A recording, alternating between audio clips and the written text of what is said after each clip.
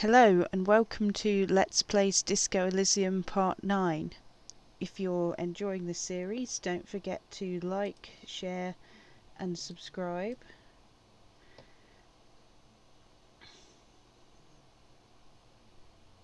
Right, let's try. You seem to be following me. Excuse me? What if I want to work on this case alone? Detective, if I may be frank, you seem to be in a deranged state. You have trouble remembering things. You've misplaced your badge. I cannot let you act in the name of the RCM without supervision until you've regained control of your faculties. Oh, so you're an unaccountable wreck who has to be supervised. You don't have to take this display of authority. You can disobey.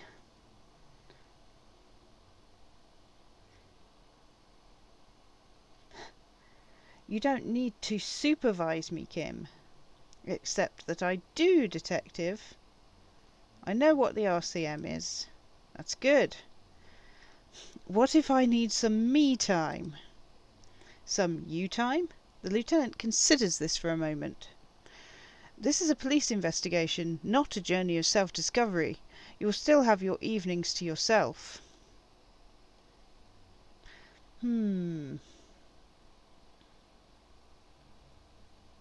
Okay, I'll leave the self-care for non-work hours. Please do, he says. We wouldn't want your regimen to spill over into the investigation. Well, that didn't help much, did it? So at the moment we're on the task of talking to lorry drivers. We've only been able to find this guy to start with, who seems like a pretty nice guy.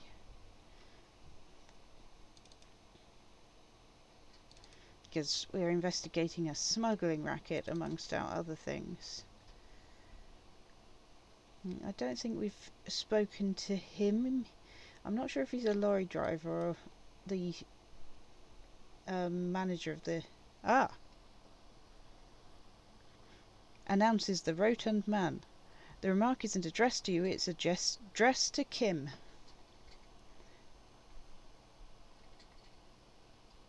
Hey, I know that reference. That's where we are.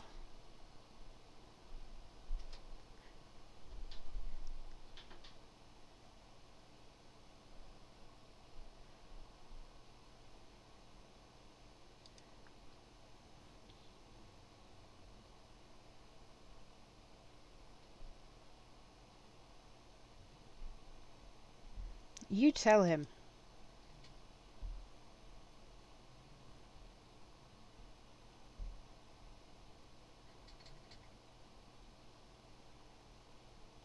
Oh, so we are in limbo.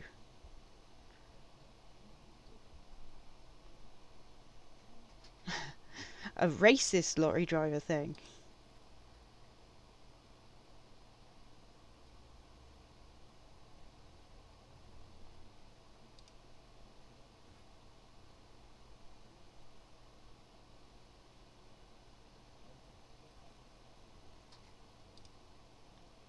Silence. The air between them becomes tense. Your partner needs backup. Now's your moment to shine.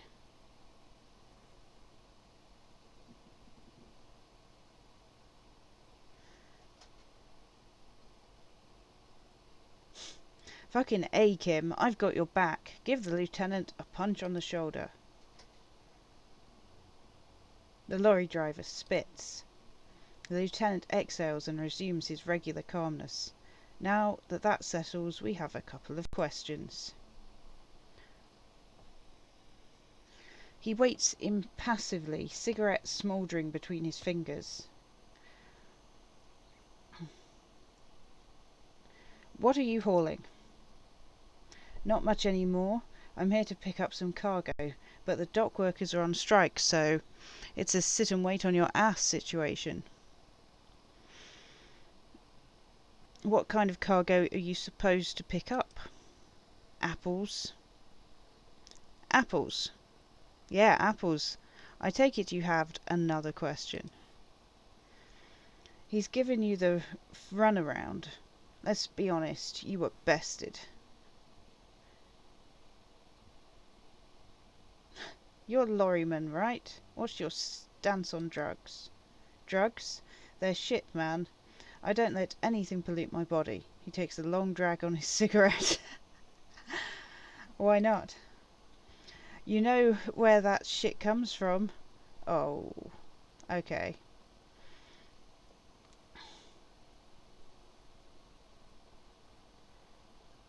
So, he's saying it comes from foreigners. So, he's not going to trust foreigners. They know you can't beat us in a fair fight, so they have to get us to weaken ourselves somehow. It's racial sabotage, racial economic sabotage.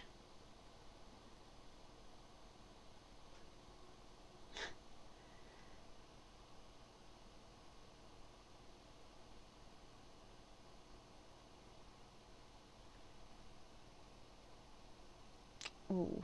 Hold on, but they make alcohol in Ilmarar too. I was told they do.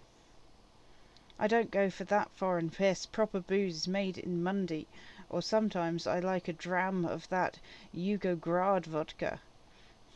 Koj costs ain't worth much, but they do know booze. Okay, so let's try and play along with him just to try and get the information we need. Listen, I agree. It's our responsibility to keep this poison off the streets of Revachol, right? He eyes you warily, unsure how to respond. This goes on for about 2 seconds, then. I don't know shit, and if I did, I wouldn't tell you. He puffs on his cigarette. Then what are you still hanging around here for? Most of the other camionnoirs have left. Lorry drivers, basically. What do you think? I can't leave the lorry unguarded. Stuff's been getting looted lately. It's those little kips sneaking around at night. If they touch my stuff, the bosses will be on my ass like like ass cancer. There was a bunch of spilled boxes in the back of a big lorry nearby.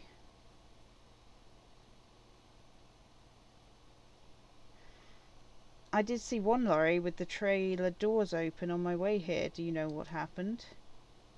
Yeah, I knew that guy. He was an honest driver who loved his country. We were having a good debate about genetics at the Whirling in Rags when some kipped boys smashed his lock and took damn near everything. Lost his fucking job over it.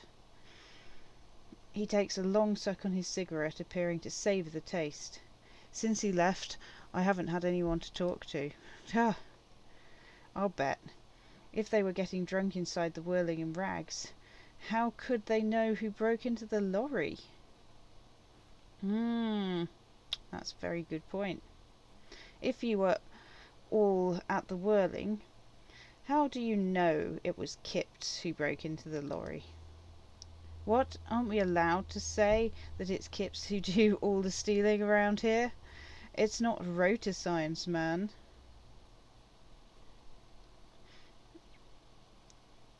If it's not you, then who's running drugs through Terminal B? Isn't it obvious? Fucking Sileng, that beady-eyed southern Samarian he spits on the ground. His little side business is a scam. I wouldn't be surprised if he was peddling drugs as well. Who's that? He's the Samarian guy who likes to pretend he's some kind of businessman. Really, he's selling his employer's stuff. Stuff he stole after he broke the seals on his Humanox lorry. Where do I find him? Just follow the smell. This guy's disgusting. It smells like apricots and oil when you're nearby. The lorryman lets out a raspberry croak at his own sense of humour. Yes, says Kim. Where is he? Looks like I offended your partner there. He doesn't look at the lieutenant. Too bad. Sileng's usually a little bit south of here, near the canal. You can't miss him. Just watch yourselves. His tribe are natural liars. It's in their blood. He nods in a sagely manner. Then another puff on that cigarette. He's your man, all right, 100%. I wouldn't be so sure about it, not until we've heard what Sileng himself has to say. Guess we need to pay him a visit then. Guess so. He grins, contented with himself. Oh man. Okay, we're done for now. I can't... yeah.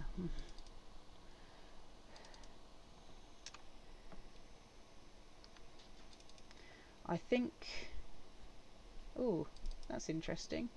There's like a door open here or something? Did we look at this? It's worth looking at. Okay, a lorry stuck in the traffic. I think we have looked. Grad-made machine, well kept for such an old machine. The windows are clear. They've been recently washed. You can see a lorryman's cabin with personal belongings, stickers, insignia. What kind of stickers and insignia? The driver has adorned his space with a substantial collection of peculiar paraphernalia. Proclamations about honour, strength and purity are glued to various panels. What about the back seat? The back end of the cabin has a small perch to sleep, large ashtrays. There are several suns and wheels sewn into the curtains. A book with ragged edges catches your notice. The front cover features a large, muscular man. The title reads, Man from Heimdall in the Lost City of the Pygmies. Racist, nationalist paraphernalia. Kim grits his teeth. Not unusual in this part of town. This is our guy. The lieutenant nods towards the racist lorry driver. You think this lorry belongs to our tough guy? Likely, yes. This guy's proud of who he is, drapes it all over his machine. But how do we prove it? You know, I would love to bring that guy in. They certainly provide some motivation for you to get the job done, don't they? I think there may have been a reason for me to talk to this guy again. Let's have a little chat. Just see if he has any more options. No, doesn't look like it. That's looks like we've exhausted his options. Alright, so looking for other lorries that we can have a look at. We think it's the racist lorry driver, but maybe that's a red herring just because he's a really nasty piece of work. I think I tried to speak to this person before but didn't get very far. Pale driver. The small wrinkled woman does not greet you. She nods along to something on her radio. A photograph is clutched in her hands and there is a warm smile on her face. Oh, yeah, maybe we didn't. The photo is an ambrotype from the turn of the century, as golden as her smile. Ooh. It's the warmth of a winter night's fire. Maybe she could give you comfort and shelter, some cigarettes and food money. Maybe she's your... ooh... grandma? Nothing. Her smile just keeps widening. Her hair is grey like lead. Excuse me, Mom, I'd like to ask some questions. No response. Wherever this woman is, your words fail to reach her. I guess this is pretty rude, but snap your fingers in front of her face. Snap your fingers twice. Ooh, that worked. Like a magician recalling a subject from hypnosis, you've jolted her back to reality. The smile on her face disappeared, replaced by the wary aspect of a cornered beast.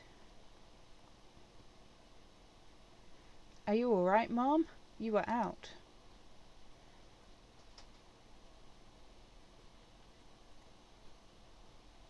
She adds with contempt. Wait, what's so bad about the 50s?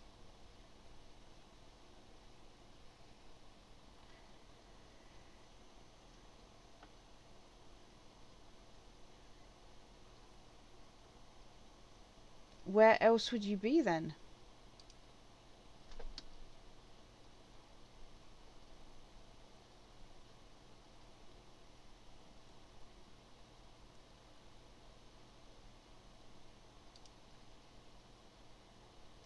The look she gives you is accusatory.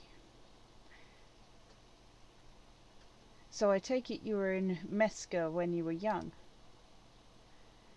She nods as though her meaning were perfectly clear. Someone, are these not your memories?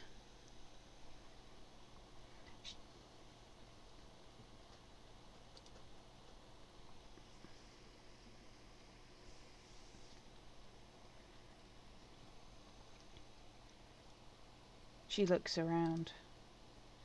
She seems to derive some bitter pleasure from this strange thought, as if the past will one day wipe the present away, like a tidal wave approaching. Okay, who's Gabrielle Buenguero?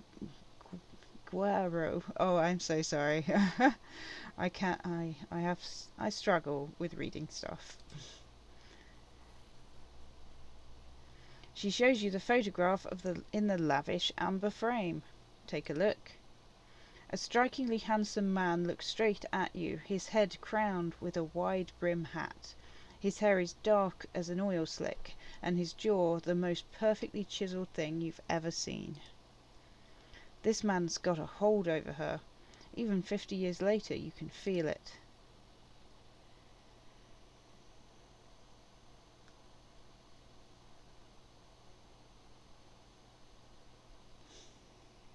She leans back, savouring the world she's conjured up. Right, I have some other questions for you.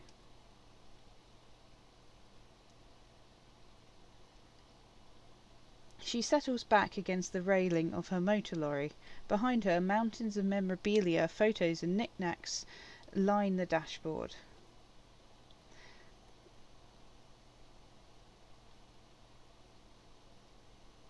Okay. I still don't really understand this whole Boydero, Gabrielle, skip that one, thing.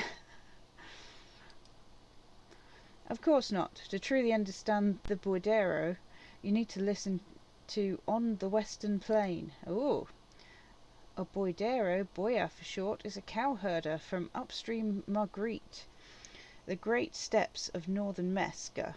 He is a rugged individualist and explorer. Okay, what's that? It's an old ballad about a young girl who falls in love with a daring Boydero. He promises to marry her as soon as he returns from the Western Plain. I'm guessing that doesn't happen. Of course not. The Boydero returns from the Western Plains a changed man. One night, as he and his beloved are out walking along the river Marguerite, she pleads with him to give up his riding and settle down. In the background you can hear the orchestra swell as the screen fills with the maiden's imploring eyes. I think I see where this is going.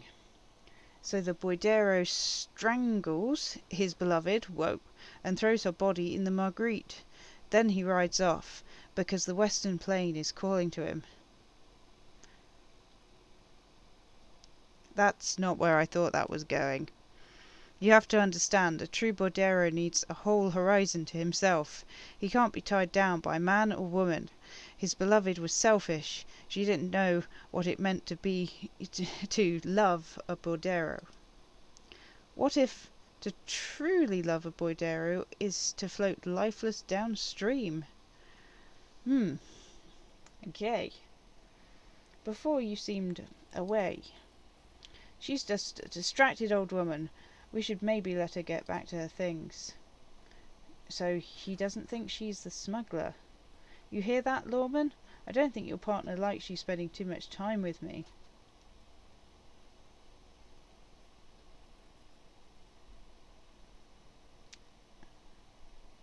Should you drive a lorry if you get like that? Oh, don't worry about me.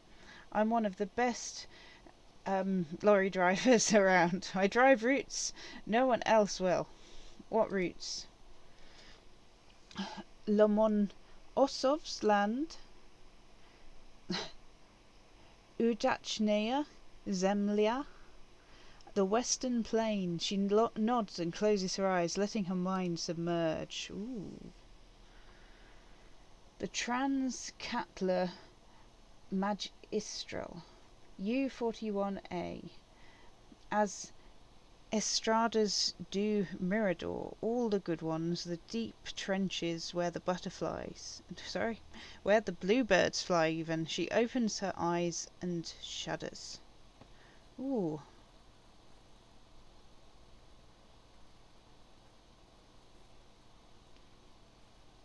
I'm something of an expert in blacking out. You should take better care of yourself. She looks you over and scoffs. You're right, Lawman. I'm the one who should take my health more seriously. Thank you for looking out for me. A correct appraisal. You are quite shabby. Is that all you woke me up to say? Okay. You seem like a woman who knows a thing or two about drugs. What do I need drugs for, Lawman? What I see, what I feel, the great adversary, no drugs can compare. The adversary? Yes. There is a protagonista. She gestures to the intersection, and an adversario. I am on the side of the adversary. There's no coming back from that hall. Those epithets are familiar somehow. The great adversary, the great unrest.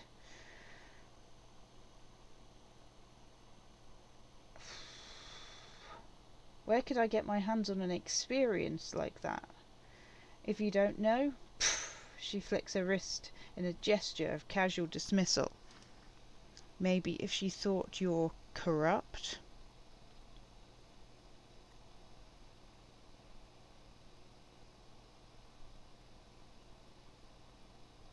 What is it that you're hauling exactly? Your May, Lawman. What of it? Okay, let me put this another way. Are you smuggling drugs through Terminal B? Her shoulder bones crack as she shrugs. Maybe, maybe not. Makes no difference to me either way.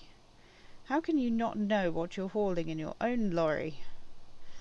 Just this month I made half a dozen trips from Samamiriza to Grad on the U41A. What do you think they take from Samariza to Grad, Lawman? Drugs? No, Lawman, diamonds. She grins.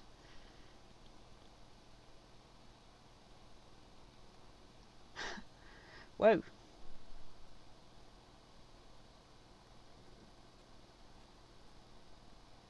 So, if you had to guess, who do you think is smuggling drugs around here?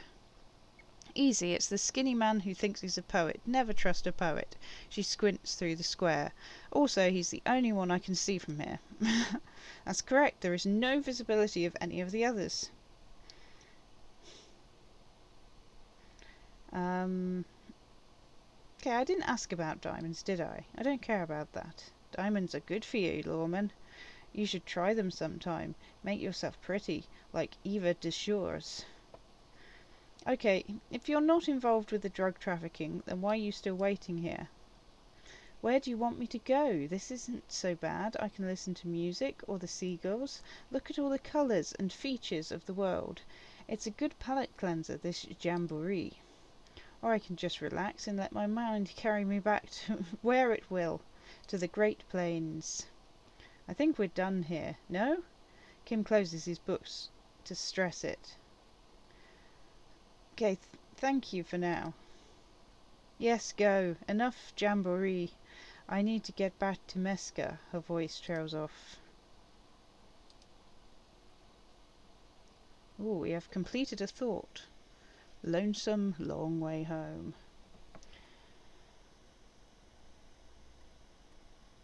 Interesting. Here we go, home awaits. Walk past Station 41 and through the market, past the Beauty Street spearhead to the other side of the lake, the frozen eye at the centre of the district. Then past the video rental store on the corner. There at the end of a street lined with pine trees is a small house, no larger than a matchbox. 11 Voyager Road. You no longer live there. Those times are gone. And so are those people. Why did you come here? Why are you still here? And where's the dealer? You have to get back to work. That's all you have now. Okay. Well, that wasn't a terrible realization. So we get... Okay, apparently speed gives one side. The drug speed. Okay. But our perception learning cap has been raised to 5, so that's positive. And we have a bit of our memories back. So, do we have enough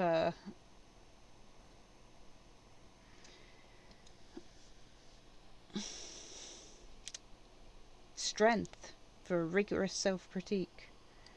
I'm not sure about this derealization thing.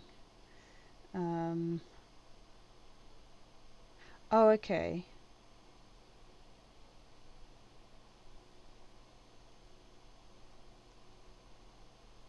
Okay, so I think this is about well,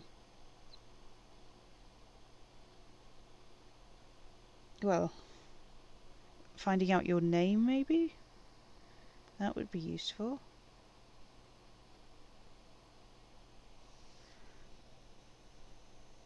Let's try the rigorous self-critique. Oop. Do we stop doing that? No, continue doing that. That's fine.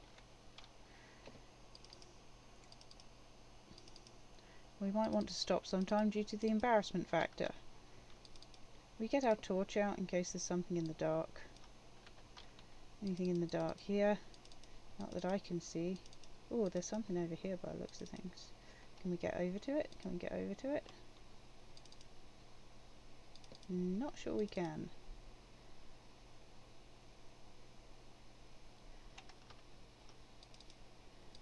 Yeah, that's the poety guy. I kind of liked him. I can't seem to get over to here. Okay.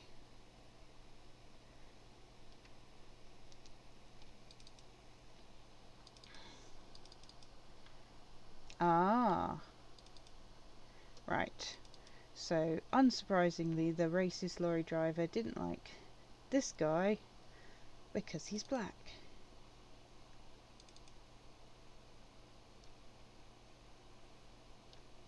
Ooh. Oh yeah, we could potentially pawn something in the pawn shop. What have we got? Not a lot, basically. Not a lot at all. We've got commemorative pin, and it's not going to get us anywhere near having enough money for the barman.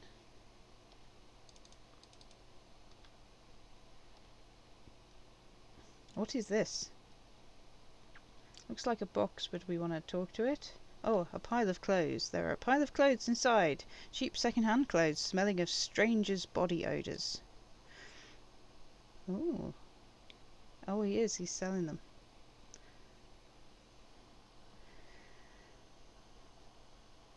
Browse through the box. You find your hands deep in tattered and faded garments made from weird polyester blends that make your body itch and sweat in all the wrong places. Economical but also trendy, the street vendor shouts. Look first hand, buy second hand, keep the economy moving. So find something worth salvaging. It's a white check based on composure. Is there anything we can do to up our composure? Composure, no.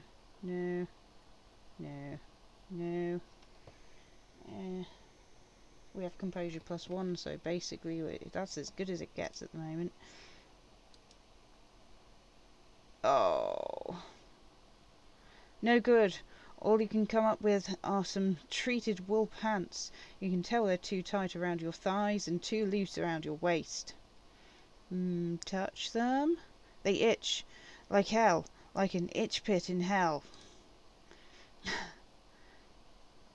All natural materials, see, the street vendor interrupts, guiding your hand over the fabric. Real wool, 100% skin friendly, and they're yours for 2 real. Okay. Alright, so we've understand that they can give +2 to half light. Okay, so what's half light? What does that do for us? Half light. Is this skill? So let the body take control, threaten people. I don't really think that's our style. Let's have a look over here. Fallen sneakers on a pedestal of speakers. You see 2 lowly defeated speakers, thralls, slaves basically, perched atop them like conquerors surveying the land. A pair of fallen durable wear sneakers, Ultra Series. Let's inspect them. A pair of fallen Ultras. The design is impossibly sleek and simple, a futuristic silhouette with a sleek monochrome colourway, a jet black upper and a silver-lined midsole. Those sneakers, mister, the street vendor intones, those sneakers are the latest fallen sneakers. Super rare, super fine. Whoa, only 50 real. Geez, only, that's madness. So they're plus reaction speed, plus hand-eye coordination. Nice bonuses, but not worth 50. Jeez. Unless we get super rich, we're never getting those. You remember the slogan from some magazine. Foal, an ultra, wear the future. Inspect the speakers.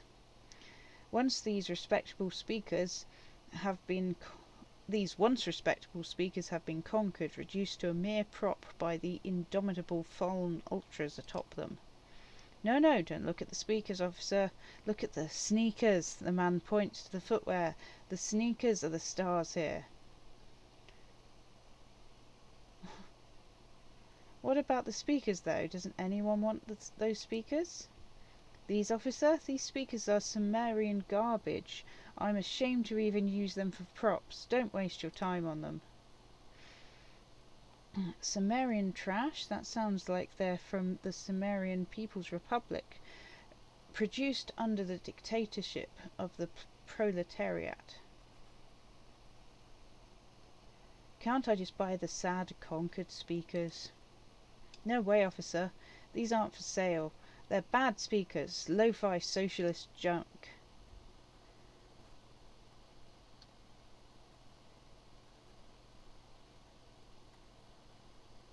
That's why I want them. I think I might be lo-fi socialist junk myself. No, officer, you're a high-class policeman who accepts nothing less than the best. Lucky for you, I've got the best on sale.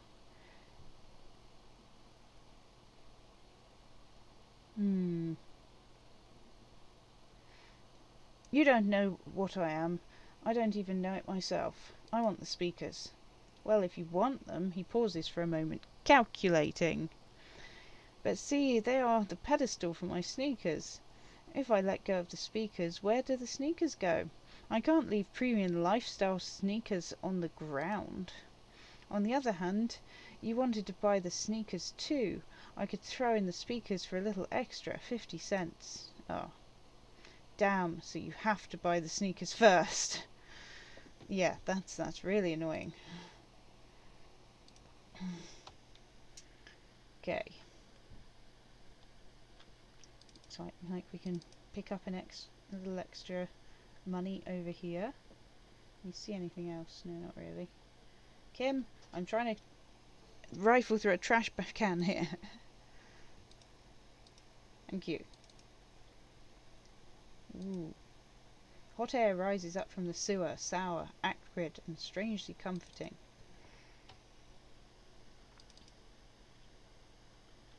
What's this? What's this? A helpline to a company that controls the drawbridge, but doesn't look like we can operate it. Let's have a look at these boxes. Box of sunglasses. There's a pile of cheap sunglasses in a small box, a variety of shapes and colours. Cool. The vendor takes a pair of sunglasses and sticks them under your nose. Try the shades on. Abort! These are hideous! What's more, they don't even fit your face. You can feel them pinching your nose and chafing against your brow. Damn, officer, you look like a mega secret spy. Very secret. The man nods eagerly. They're practically made for you. I'll let you have them for 2 real and 50 cents.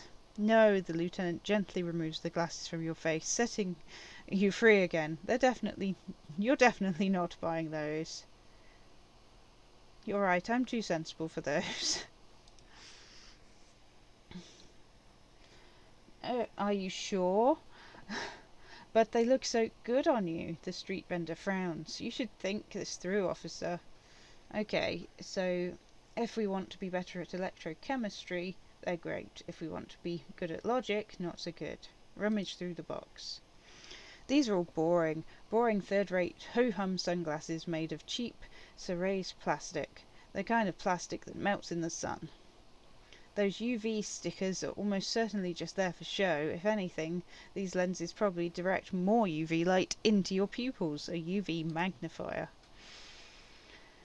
These are all first-rate sunglasses, the man declares. Premium design, superb material, very cool, UV resistant. These will definitely keep your eyes safe and cool while doing your dangerous police work. Okay, so we can have a go at conceptualization. It's even though we're actually quite good at that. Oh, we succeeded. Cool. Ah, I see a pair of water blue shades. The writing on the left temple says Sub-Insingilic Rendezvous. The frame appears to be hand-carved out of bone. Seriously? Oh, very interesting choice, officer. Very high culture. For the first time, the street vendor's voice trails off as he watches you inspect the glasses. Try them on. This is how a sea monster sees the world. You've become a sea monster, giant, hidden, and strangely tender at heart. All is blue. Yes, but they also make your soul quiver like jello, so deep. Wow, officer, you look so cool. The street vendor has picked up his pace again as you observe the world through the deep sea-tinted lenses. And they have to be yours for a mere 3 real. My regular customers have passed them all up because they've got no taste, but you found them. Kim, what about these? The lieutenant tilts his head and steps back, eyes narrowed in a thorough examination. It's a case to him. You look like a musician, he declares, eyes still squinted behind his own glasses, like a blind musician. But you could do worse. Take them if you want.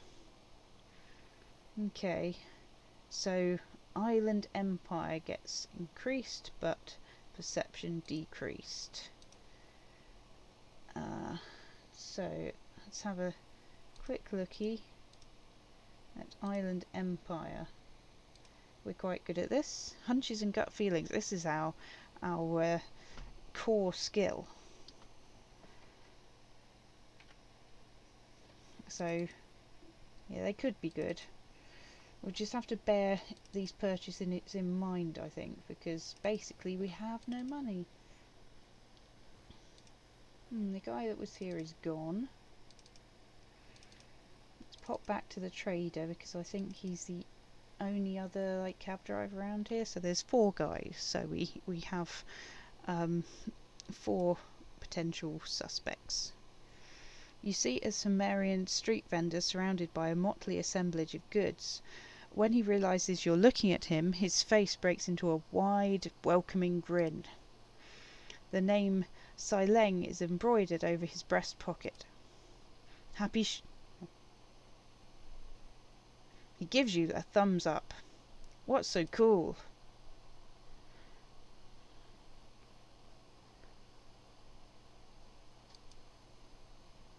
He makes both hands into pistol fingers and fires a few finger bullets into the air. Whether I'm... Really? You think I'm cool? This sounds...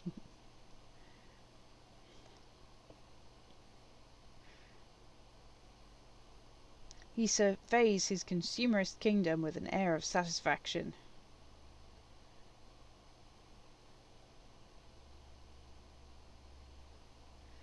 He settles back into a pile of boxes he's sitting on. Don't be distracted by the flattery of a funny man. Questions? Looks like we probably can't persuade him to give any money at the moment. I'll look around, thanks. So anything that would improve our chance? Have a quick look.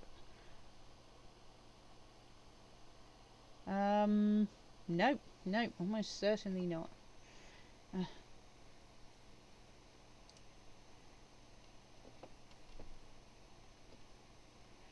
We could have a go anyway. So, Sileng, what's your stance on drugs? Drugs? For a moment he's unsure how to respond. I don't go in for that, officer. Drugs ruin lives. Unless you're into drugs, of course, in which case drugs are excellent. He kisses his fingers. Tasty, tasty drugs. I'm super into drugs. That's very cool. A lot of the coolest detectives do drugs. Sadly, I don't have any drugs on sale, or at my home, or on my person. He smiles. We're looking for a lorry driver who is transporting drugs out of the harbour. He or she is in this traffic jam. That's even cooler. You're investigating that and all. But, he points to the goods. I'm not a lorry driver. I'm just a street vendor. I don't know anything about that. A blatant lie, sire. Yet he tells it with such conviction. We'd believe him if we didn't know better. But you are a lorry man. Another driver has identified you and your lorry. Who said that? It's the fat racist, right? I bet it's him. He has an agenda against me because I'm an immigrant who works harder than he does. He's a hater. So you admit you're a lorry driver, says Kim. No, I just said I work harder and he's an asshole. He stops to think. Okay, maybe I'm a lorry driver too. A little. But that's not the most important thing about me. That's my day job. This is my dream. He spreads his arms.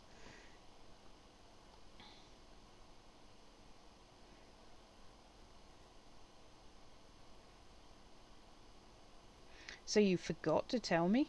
Exactly, it's such a small part of my life. It's in the rear-view mirror now. I'm climbing out of that hole with ingenuity. Stop squirming. What do you know about the drug operation in the harbour? Nothing, I told you. I'm a dumb guy. I don't get involved with that crowd. He's not a dumb guy, in fact. And what crowd is that? Says Kim. Crowd, you know, the drug crowd. He doesn't want to talk about them. He's afraid. What are you afraid of, Sileng? Look, he looks around and lowers his voice. There's bad people doing bad things here. That's all I know.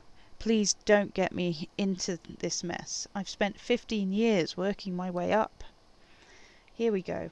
Here's a tiny bit of truth on the table. Zoom in on it.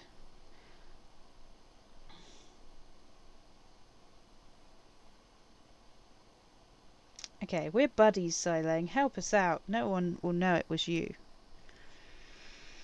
It's a she, okay? He whispers. The other lorry drivers call her the lady driver. You're better off staying away from her. The way they talk about her, he shakes his head. She's no lady.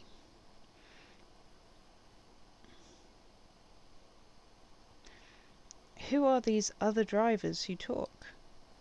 All of them. I don't know. I told you all I know. Are we cool now? I really want us to be cool now. Who exactly is talking about the lady driver of yours? The racist, or the other one with the tattoos? He points north. All of them, even the ones who have left. I don't hang out with them. I don't remember who has tattoos.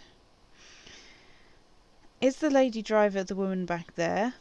Point to the pale driver. Dazed out. Strange. I don't know. Maybe. If she is, I haven't gone near her. I don't get involved. I told you. It could be. She was strange. Okay, we're cool now. Alright, he snaps back to his usual self. Ice cold. Let's cap this off by a purchase. You can walk away from here with funky sunglasses, detectives. Both of you. You deserve it. Let's try and persuade him to give us some money. Because damn, we need it. Please, please donate to the poor detective cause. Oh no. No need to dress up. No need to dress this one up. Just tell him what you want. You, I want your money. Now. Oh, okay. Sileng stops, his face suddenly serious. But why, officers?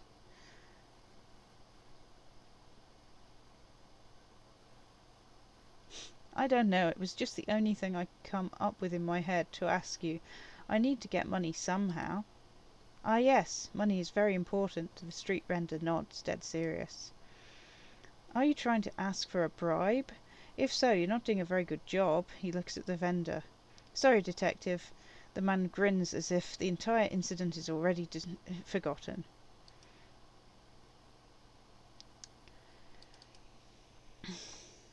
Well,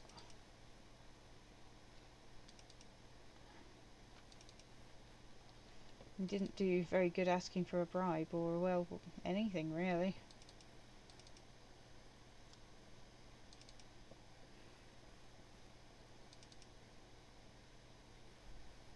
So we could have a look at the bookshop.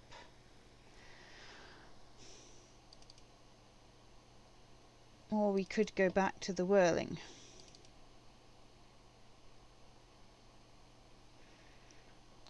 Let's have a little talk to this person. A young girl with chubby red cheeks waves at you, smiling. Her nose is also red from the cold.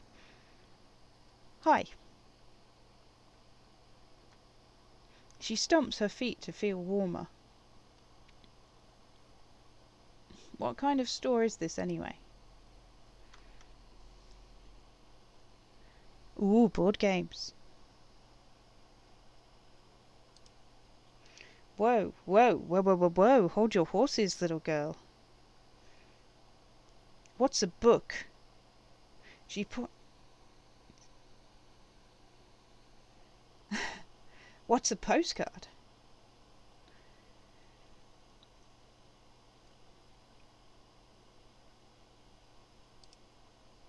She is unfazed by your questions.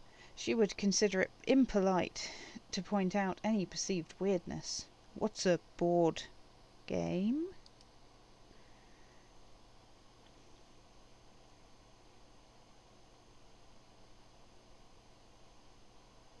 Interesting, thanks. Is it okay if I ask you some questions?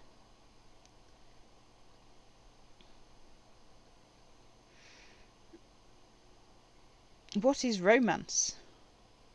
It's a type of book where there's a rich lady and she has to choose between the good man and the bad man. She smiles at the thought, perhaps imagining herself in that situation. Or there could be a story about a poor lady getting a rich man. It's about man and lady business, sir. What about a poor man getting a rich lady? It happens, but usually the guy gets rich in the process, or should actually be rich himself, but has lost his family property unjustly, like during the revolution or something. I see. Those are unhappy books, for most of the pages, people sad about what they have lost, but then it turns out just fine in the end. What about when both the men are bad? These are not very common. You can't have a choice between bad and bad. Nobody wants to read a story like that. What if it's written really well? Well, maybe then it's fine. Maybe if the lady then decides not to pick either because she doesn't need a bad man, yes, that would be interesting. What about when everyone is poor? That's not really a proper romance story. That's more like everyday life. Sometimes you have to write about real life things. Not in romance books, sir. These are about nice and pretty people, and everyone is happy in the end. What about a book where the man and lady business doesn't work out at all? I haven't read many of those. Maybe you should ask Mom. Yeah, do you think she has one about an excruciatingly painful breakup? I don't think there's a romance story if the main characters break up, though. She pauses, trying to figure out the appropriate answer. No, think about it. One where they plunge into a torrid spiral of pain and recrimination, only it's really long and drawn out, scarred for life, phantom limb. No? I don't know. She looks at you with puzzlement. Doesn't ring a bell? Alright, I'll ask your mom. Yeah, she nods, relieved. She knows books, definitely. What was that? An idea for an unfinished novel stuck somewhere in your forebrain? You clearly have issues you need to address. Okay, that's enough romance for me. What is this crime business? Crime fiction is about murders or burglaries or things like that. And the work of a policeman or a private detective who's trying to solve a crime and catch the criminals. Wait, no, not crime fiction. I need to know what crime is. She doesn't know what to say. It's that bad. Point to your head. Crime is what we were solving before this conversation began, says Kim. Okay, I get it. Crime murder gets people going. She tots. And it's kind of like a puzzle too. You can guess who the criminal is, or how the good guys are going to catch him. I'm a policeman myself, by the way. You don't look much like a policeman. She examines you, as if to find something policeman-like. Well, what does a cop look like then? Didn't mean to offend, sir. Sorry, sir. It's just that you don't look like Dick Mullen. She points to a book cover on which you see a strapping Vespertine officer. He stands grimly over the body of a dead woman. I used to be exactly like Dick Mullen. Then I decided to live a little. What do you mean? Cut loose, raise hell, blow off steam.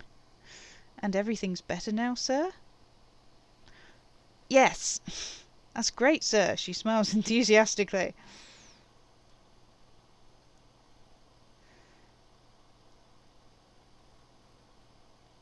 It's not your body that's important in police work anyway. It's your point to your head. Head, yes. Not head, child. Heads. Flexibility. There are millions of different people out there, and you have to get into their heads. Sometimes you gotta be the killer to catch the killer. Isn't that very dangerous? She examines the picture of Dick Mullen. Policemen live and breathe danger, little girl. Mullen obviously lacks the chameleonic skill. Unlike you, sir, she smiles mischievously. He's just a fictional character. He's no match for you. Maybe you can show me some real police work, sir. The cover image of Dick Mullen seems to stare at you with harsh disapproval. Like in the books.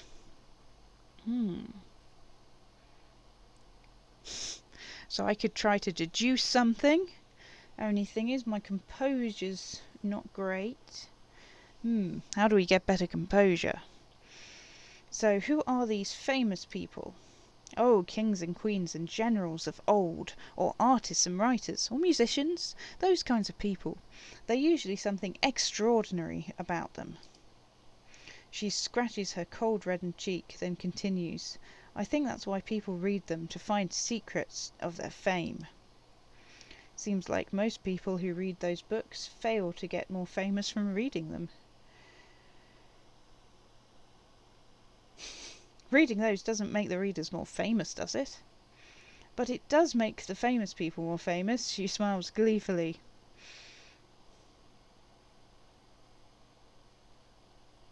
These these famous people sound like a bunch of dorks. Annette's expression remains ever so helpful, but she doesn't say anything. You heard me. Only losers waste their time with that garbage. Isn't that kind of a childish thing for a grown-up to say? When she grows up, and if she grows up to be clever, she'll discover there's no such thing as grown-up.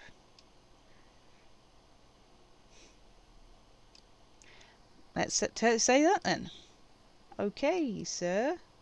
She doesn't know what to make of that, but she'll remember it. Okay, so what's your name? My name is Annette, sir. My mom, her name is Plaisance. She owns the store. She's inside, minding the register, or organising the stock. The girl gazes at the window, then suddenly jolts, her eyes wide, as if recalling something. Feel free to step in and browse our wares. And you're standing out here in the cold, because... I'm signalling that the store is open. She nods eagerly. Otherwise people might not know. They'd miss out on the crime, romance, and biographies of famous people. A sudden gush of wind turns the pages of the books on the counters. She covers her face, smiling, but she's cold.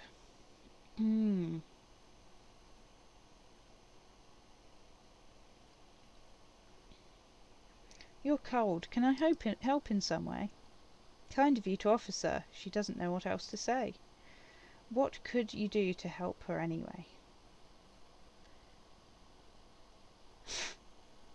I could help by brutally dismantling the free market.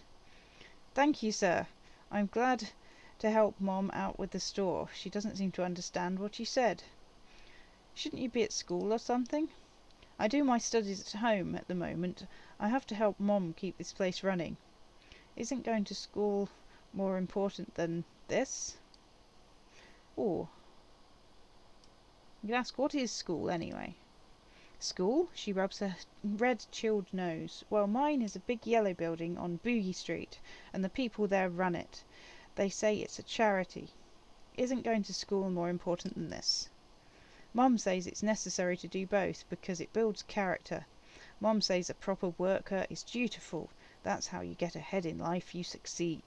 How's the business going? Mum says it's peachy. She was a little afraid at first. There's talk about this house being... She looks over her shoulders.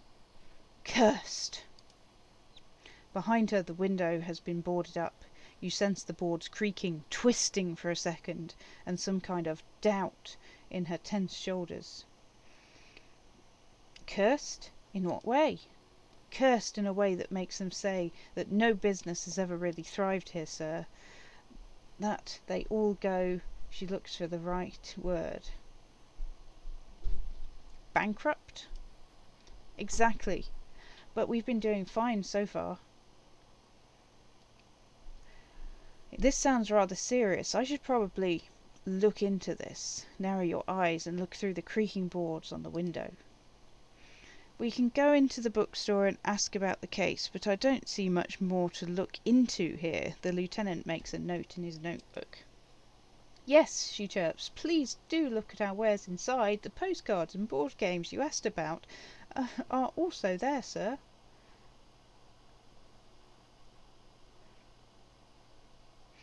How does this curse manifest itself? It does not manifest itself in any way, says Kim. It does not exist. I liked it better when we were talking about different types of books. But Kim, the plasmic manifestations! No such thing. The lieutenant stands at your side, stern and serious. The girl looks back and forth between you. Anything else you wanted to talk about, sir? What do you know about the other failed businesses? Nothing really, sir. Mom doesn't allow me to sneak around in the back rooms or the cellar. She looks a bit disappointed. I don't really know what's there. Enough about this curse for now. Annette looks at your shaved, prickly chin. It distinctly contrasts with the oily mutton chops that surround it. Maybe I can tell you about our books instead? Okay.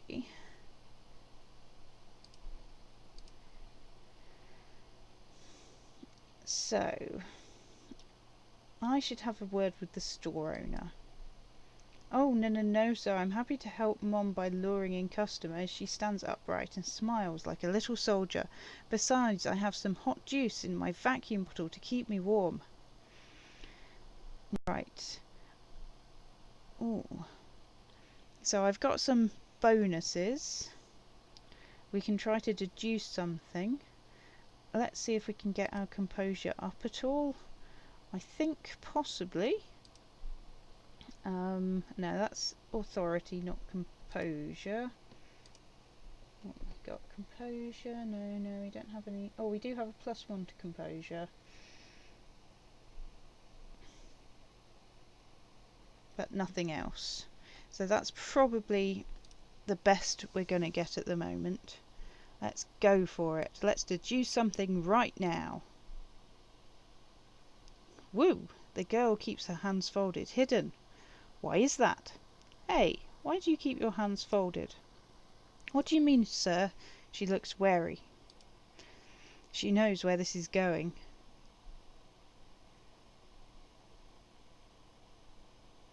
You don't need to be worried. I'm here to help. She looks around anxiously. Her hands remain folded in front of her. She doesn't want to show them. The lieutenant stands by, looking at the two of you with little interest. A facade of true professionalism. He is far more intrigued by the situation than his poise reveals. It's okay. She brings out her reddened hands. Her nails are frayed, nearly chewed down to the flesh. You bite your nails. And you knew this from me keeping my hands folded? She shoots a suspicious glance. It's super simple for a detective such as myself. Well, that proves nothing. Anyone could do an easy deduction like that. Her eyes flash with defiance. She's not impressed. She actually is impressed. This is more like a defensive reflex.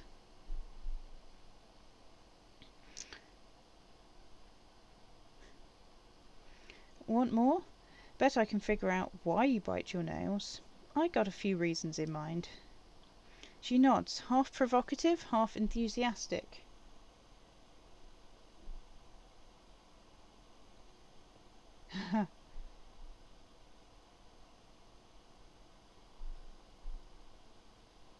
You're uptight because of your mother and the pressure she's putting on you. Dismay flickers in her eyes. Maybe so, sir, she sighs. Okay, I know, it's a bad habit and I shouldn't.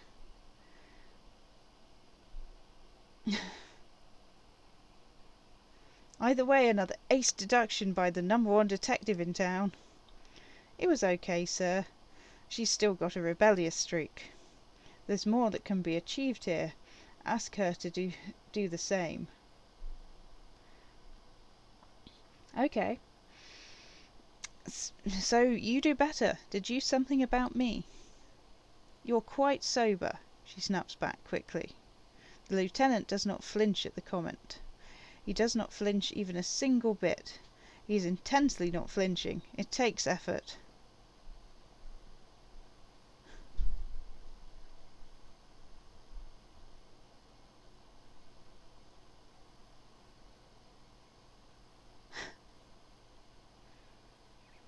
I'm also sad and my head hurts. I'm sorry, sir. She looks you in the eye, sympathy gleaming in her face. I hope things get better soon. There she stands, swaying on her feet, assaulted by the early spring breeze. She smiles at you. The whole situation suddenly feels familiar somehow. There's something you're missing. What are you missing here? Why does this feel familiar? Okay, so any way we can get our suggestion up? I don't think there is at the moment.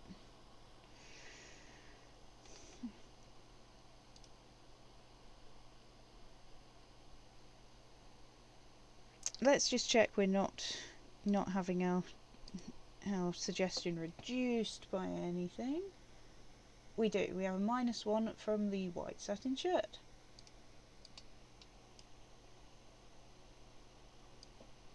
Let's put that one on for a bit instead. There we go, we have a much better chance of doing this now. Because you know each other. She's been talking to you so openly because you've talked before.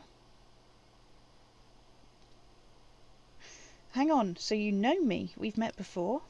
Yes, I stand in this spot all the time. She sways back and forth on her feet.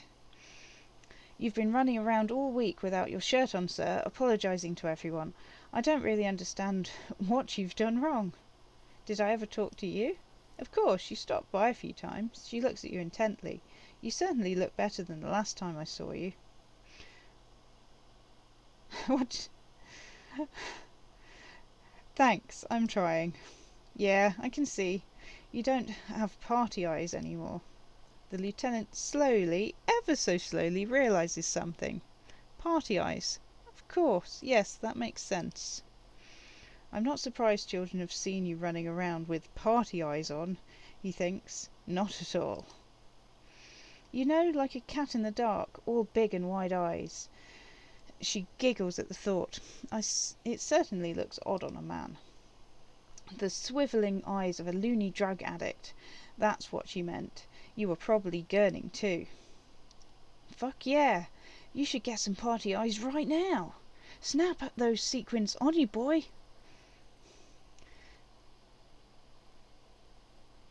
Does that mean I've been partaking in narcotics? Oh, baby. That's not what you have to worry about. Worry about the important thing. So why didn't you tell me you knew me to begin with? I didn't know I had to do that. She looks puzzled.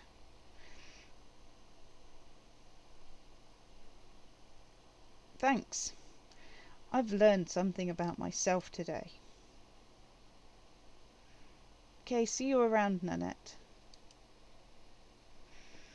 Okay, so we've certainly learned something about ourselves. We'll continue this next time. Thank you for watching, and goodbye.